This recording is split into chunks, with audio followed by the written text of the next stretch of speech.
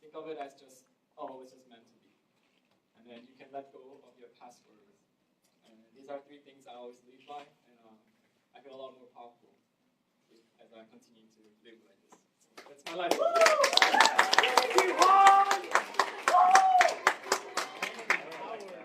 That's my president. I'm not. Wait, does anyone have any questions for the president of ACU? I'm not. Hey, you can't control it. Just let it be. Just let it be. I'm not. He's a slashy. He's a president slash K-pop. I like that. All right, next up we have Stephanie talking about sandboarding. Is that the same as waterboarding? Bro. Hey guys, I'm Stephanie. So who here likes snowboarding or skiing? Actually, a few of you. Who's bummed that you can't go skiing and snowboarding during summer or like fall? Actually, that's why you should consider starting sandboarding, because the awesome thing about sandboarding is you literally just need your board. It doesn't matter whether you are. You could just pick up your board, go to the sand, and just slide down. And it's pretty fast. Like it looks like you're just gonna be stuck on the hill and just slowly fall down. But if you get the motion right with enough flaps on the board, just zooms down really fast. And the awesome thing is after sandboarding, you could do other activities around, because my favorite spot to sandboard is in Malibu. So there's literally a sand hill and there's the ocean literally like 300 feet away from the course. After you get tired with it, you literally jump into the ocean and do whatever you want to do. So check it out. Is that Dune the one that's like close to Sycamore Canyon? Is that like is there a particular name for that? That dune, the sand dune in Malibu. There is, but I can't recall at the moment. But I know where it is sort of. Yeah, because I've seen it driving by there, but I haven't. I've never stopped there, but I've always seen people on it. It's pretty cool. All right, so we are going to take a quick break. If you guys would like to sign up for a lightning talk, just come up here and tell me the title. In the meanwhile, there's still more food out there. Please go eat it. We will resume in 2 minutes. Thanks. Jonathan, eat that pie. If you want, that was a good talk. I was surprised you didn't talk. You got the structure down. You didn't even try that. Do you think that's Go listen. the motivation of your It's just like the values and comments is what. are you No. are you Got it. Oh, it's just it's a philosophy that because that's a pretty wild story. I don't think I would share that unless I was like Dan, you got a 1-to-1 lightning talk. No, it's really simple. So, the first thing is like knowing what you can control. Is there a cue for a touch right now? Yes, there is. Could I pull up the website for my Yeah. Okay. Let me know. Hoping to get it on here. What's the website? And once in your control is right, So oh, just to make sure it's right. So whether you get published or not, it's not easy. So just focus on it, and you have to worry about it. All right, mystery. Damn, So Oro. like the worst outcomes. Yeah. Just gonna clear it and then prepare to get rid of it. Just in case, Oro. So you can get as much streets this. There's the new base. Okay.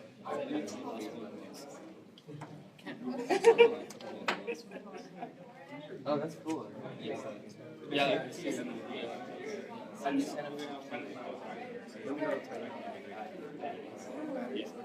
So Sorry, missed it. Oh, yeah. Oh, yeah, last one was like, think of the last events. And think of it as I think it's so you can be free from the rest of the things. Move on.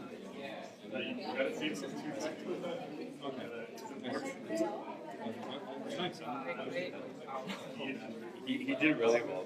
You had to be. Oh. No, for real. Let me tell that to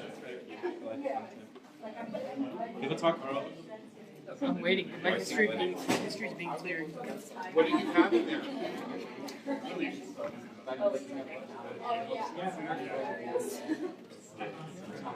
And I got you peanut butter. You know what? I gave a talk about something. What? What is it contact? I'll fuck it.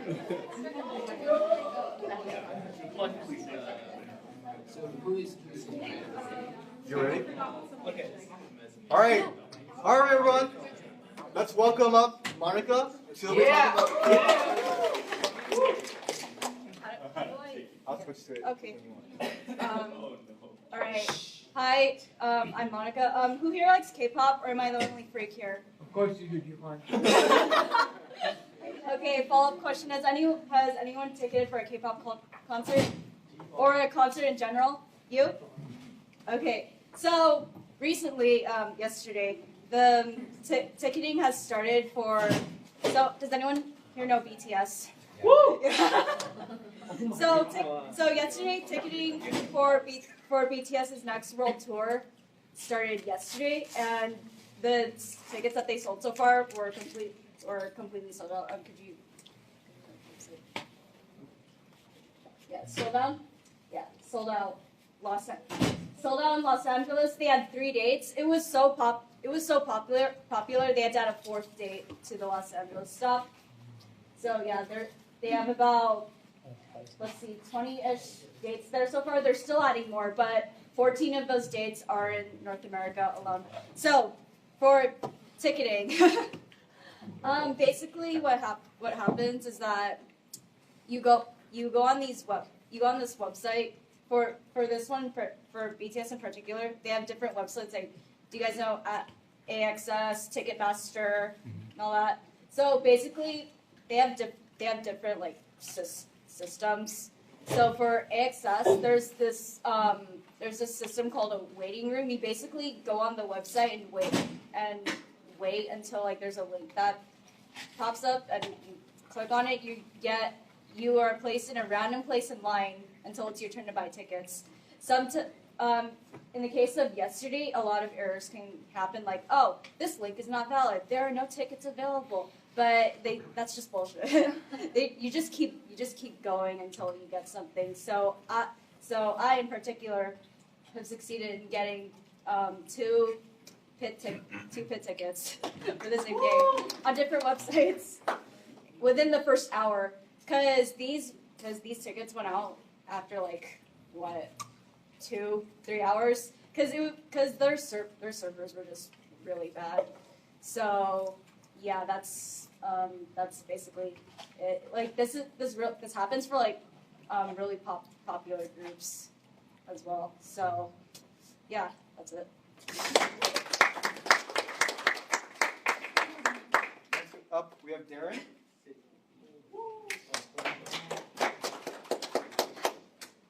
Go Darren. Alright, so, who here likes to procrastinate? So basically, what I have found out is procrastination is the best thing in the world. I love it. I do it all the time. And so basically, a lot of people always have this notion that there's like no time, not enough time to do stuff, not enough time to like play games and do stuff, college and everything. So I'm here to give you guys like something that I do, because I play for like probably 4 hours a day, maybe less. Sometimes I don't play at all, but I try to fit in around like 4 hours of playtime a day, along with eating, cooking, club activities, and then school and homework and everything. So the easiest way to do stuff is to plan school around around you. So prioritize yourself, and then you plan school around you.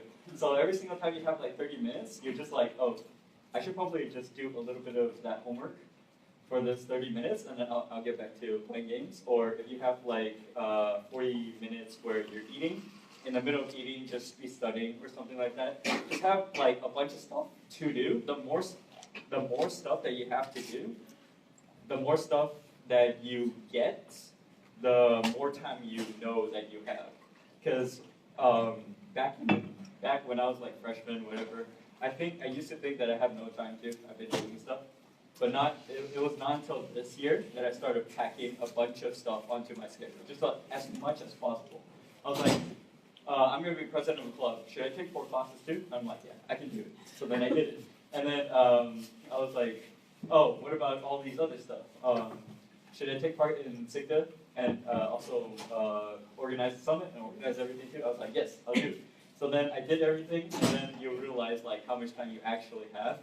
And when you go and try to lessen the amount of work, then you'll figure out like there's so much more time that you have now. So make sure you guys like just pack everything in. Yeah. There's always time for anything. So Yeah, that's right.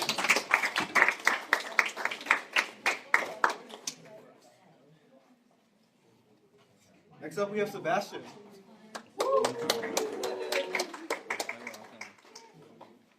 Hey guys, for those of you who don't know me, I really like batteries. It's pretty cool. So basically, the state of renewable energy is that there's a lot of research going on right now in a bunch of different types of renewables. You got your solar, you got your geothermal, your wind, your hydroelectric power. But right now, everything is being limited by storage because renewable sources are intermittent, which means that when there's no sun and when there's no wind, you got no power. Right? And so what people are looking for right now is a good battery. As it stands right now, theoretical capacities are anywhere from 200 to 650 for even the craziest. This is in kilowatt hours per gram, right? This is a weight density. And so that's the biggest thing that's stopping the transportation. Because right now you have to be able to push your car, but if you get more batteries, it's more weight and you need more energy and it's a feedback loop, right? So right now in material science, we're looking for batteries that can push these boundaries. Right now I'm currently in 2 research groups that are doing different things for batteries. One of them is something called lithium iron phosphate, and we're giving it chemical overcharge protection, which means it doesn't need an external computer to make sure the voltages don't burn out the battery. We're adding some organic additive that makes sure that it stays stable. Another one, we're looking into aluminum ion batteries, which is a departure from lithium ion because it has a higher energy density, but it's really crazy unstable. And that's the common trend with most batteries. They're high cost because they're rare earth metals. They're pretty toxic, and if you mess it up, it can cause catastrophic reactions, as seen with several Teslas that have blown up because of people driving them poorly. And so right now, batteries are not only for renewable energy, but consumer electronic is seeking to use more power. You have components that seek to have more computational power that requires more energy. And right now, the battery technology we're using for lithium cobalt oxide batteries are 20 years old. And you have processors whose architecture just came out last year. And so there's a huge technological disparity. And right now, the biggest boom in technology right now, I believe, is in batteries. Thank you very much.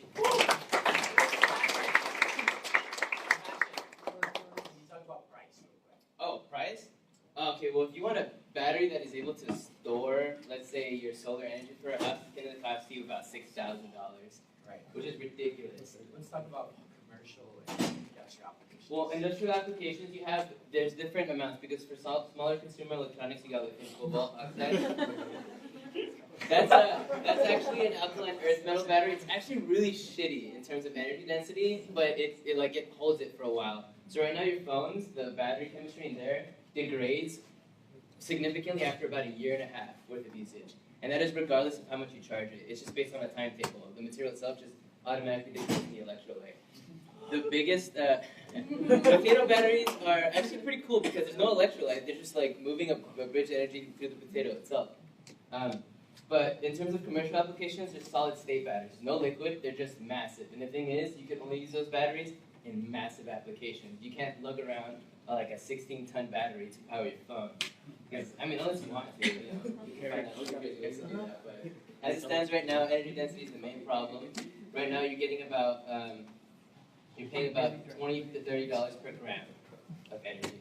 What are we looking at in the future? We're making strides. So if things go according to plan, by next year we can cut that by 1/3, and the next year by like an entire half.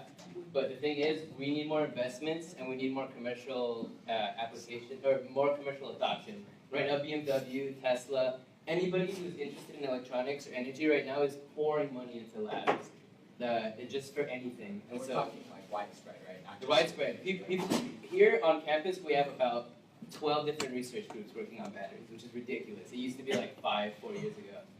You got people at MIT, Caltech, Georgia Tech, Berkeley, like all the major players are working on batteries and photovoltaics. So it's looking good for this market right now.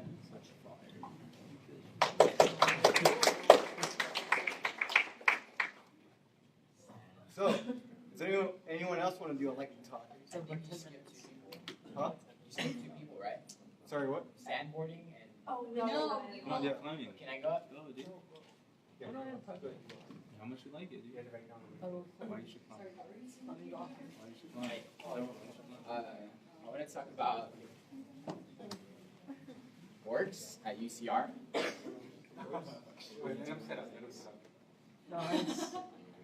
Exposed. What's the title? Just right, getting yourself out there. Honestly, it's by luck. So what happened is that I was on the website for the Organizer Powerhouse. So it was a minute before it started. Alright, I shoot. refreshed the page. I was able to Okay, so what I want to talk to you guys about today is something that we all struggle with, and that's probably confidence, you know? Having the courage to go up in front of people or even say stuff to people that you're not so close to that you think is important. Like, hey, like, I have a roommate that constantly irritates me, and I don't say anything to him because I think he'll take it back. But, you know, that's something that we all struggle with. So what I want to talk about is, I guess, confidence. And so basically, what I think a great way for everyone to kind of dive into this is to join an org. That's one of the best ways. Another way is maybe doing something that you're not comfortable with. So, for example, doing a lightning talk, right? Another thing I'd say is this is kind of weird. Just you're walking around campus, right? And you see someone. Just look at them in the eye and just see the reaction. Oftentimes they'll just look immediately down, and you realize like everyone has social anxiety. Like I had it too. I was like nervous about even coming up, and I'm like, I mean, those of you who know me, I'm like a pretty social person, you know. So just look strangers in the eye and just see the way that different people react to eye contact. Go say hi to a stranger. Give people compliments. Like just go up to a random person and be like, hey, I like your shoes, and just see what they say. Like, it doesn't matter. They're not, the most they're gonna say is thanks, right? The last thing is just do something ridiculous. Like, for example, let's say you're in the middle of Times Square and you just yell out like, I'm walking here. Like, everyone's gonna turn around, look at you, and they're gonna go back to what they're doing. Like, it doesn't matter, right? So I challenge you guys to just try this out. Like, one of the three, if not all of them. And just realize that, like, what other people think really doesn't matter that much, you know? So that's all I got.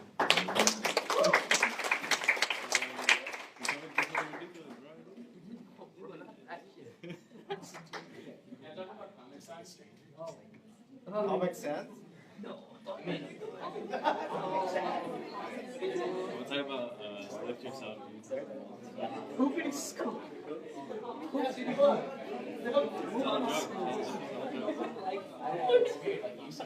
Oh my god,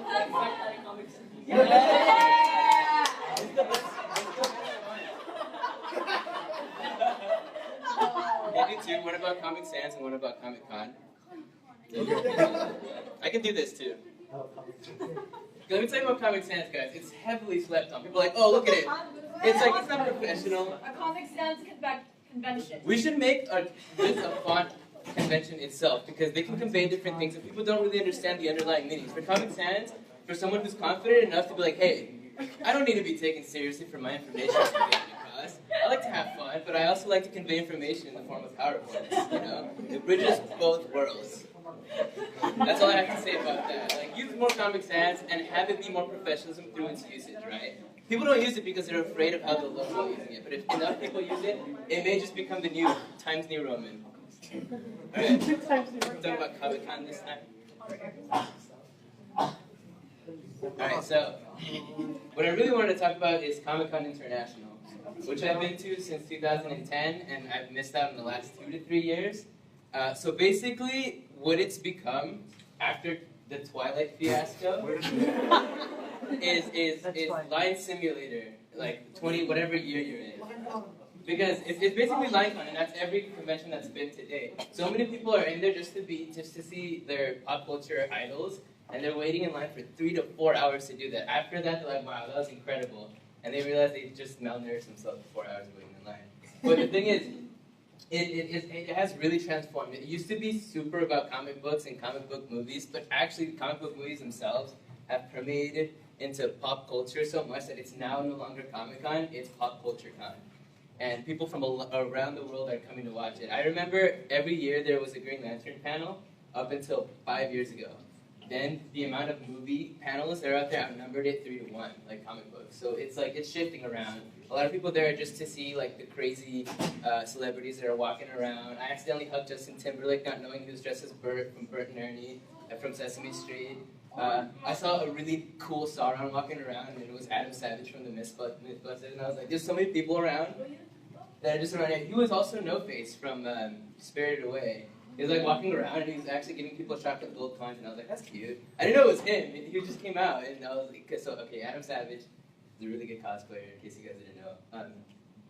Additionally, it's hot as fuck. It's in San Diego in the middle of summer, and there's crowds of people wearing costumes, like 8 layers worth of costumes. So you're walking around, and the residual heat hits you. Like, you're in an air-conditioned room, but you still feel like you're outside. And then you go outside, and it's even worse. But the thing is, it's worth it because as the years have gone by, more and more of the Gaslamp district in San Diego has become Comic-Con. Like, there's a Game of Thrones experience across the way where you can get free shirts printed with your house sigil. There's like the entire shops and restaurants have been converted. Like, there's a pancake house that rose their prices by $10 just because it was sponsored by The Expanse on Sci-Fi.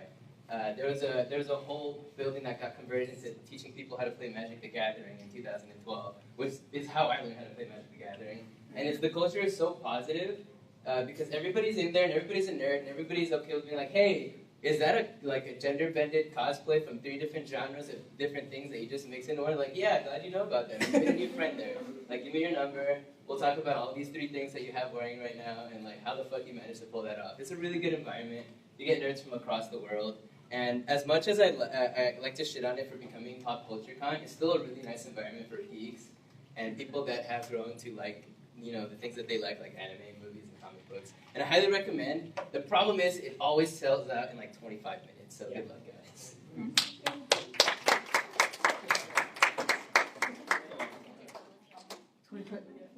All right, so as Sebastian was saying, please don't be malnourished. There's more tacos outside. But that's pretty much all for the lightning talks. Let's give a round of applause to the speakers.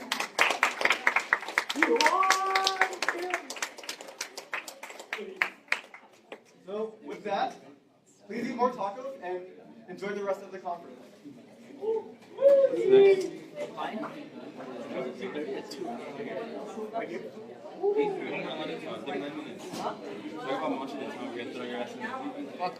I'm not going, I'm going home. Wow.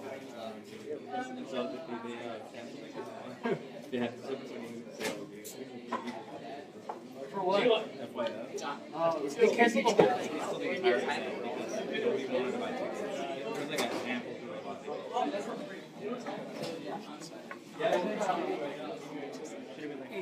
Was it just like a bad lineup or something? Yeah, they couldn't get, I'm thinking they couldn't get a lot of people. Last year they had break functions.